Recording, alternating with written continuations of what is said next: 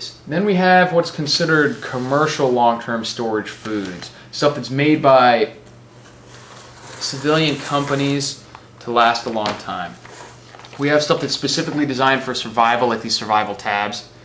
Ease of obtaining is a little more difficult than MREs, depending on what the item is, but you can still find them online. It's still not too bad. Cost is kind of expensive. Maybe not per meal, like per serving here. We've got 15 servings in this thing.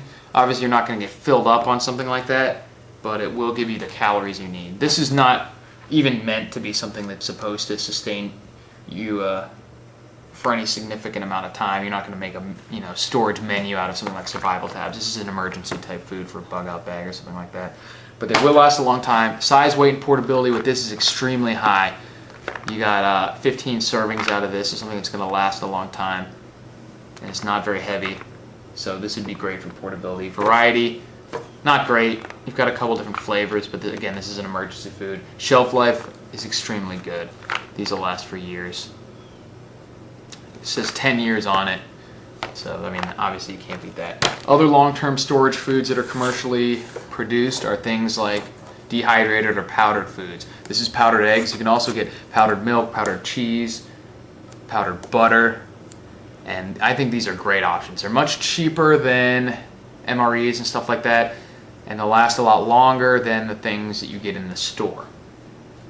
So that makes them a really good choice for making up the bulk of your stored foods. They're actually, the ease of obtaining is pretty good. Not any worse than MREs. You can buy them online. Cost is actually decent. You'd expect these things to cost a lot. It depends on what the item is, of course, how much it's going to be. But some of these are competitively priced with even buying just regular store-bought goods. These powdered eggs is cheaper per dozen eggs worth of powder than it is to buy fresh eggs. So that's a really competitive price. It's a really good advantage of these. Size, weight, and portability. I mean, obviously these are large cans. Size is an issue, but these aren't something that you would buy to take on a camping trip or something. At least not in this original packaging. You can get smaller containers too, but these are specifically designed for long-term storage. But portability is not bad because they do come in closed containers. It's not heavy. This thing only weighs 2 pounds. This huge can of powdered eggs, and you get 78 servings out of this. So it's a lot of servings from that. Shelf life is another great advantage of these long-term storage foods. It's basically what they were designed for. You can get 5 to 10 years just in its packaging that it comes in like this. So that's a huge upside. Cost and storage, long-term storage, are the two advantages for this. Variety, we're still at the point that you can't get a lot of things like this just because logistically there's not everything can be stored this way. But like I said, powdered eggs, milk, cheese, butter, things that are typically hard to store, they've actually done a pretty good job of making. So I recommend getting a few cases of this stuff to have on hand. This should make up a decent chunk of your long-term storage. And then there's self-long-term storage. Now, self-long-term storage is anything that you would take, maybe like these grits, and then you would package them so that they, to increase their storage life for your food stores. You can do that with any store-bought dry goods. Something like a canned good, you don't really need to do much else to it, and there isn't really much else you could do to it to improve its storage other than keep it from being dented, keep them cool and dry and whatnot. Keep the can from rusting. But something with dry goods, you can do a lot to improve, specifically because the packaging they normally come in is not that great. What you want to do is anything that you can do to eliminate oxygen, moisture, and exposure to pests like bugs or rats or whatever.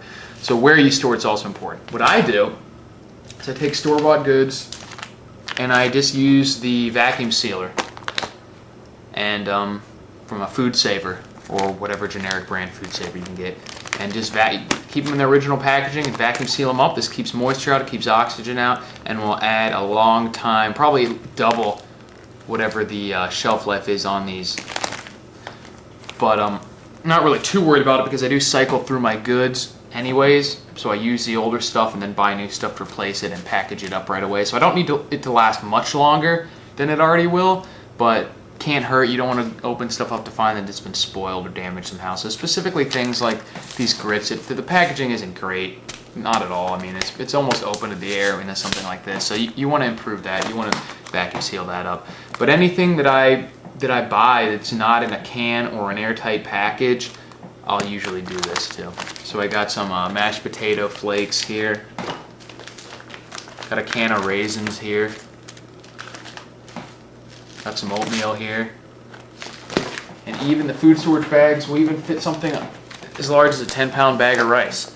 So something like this is really easy.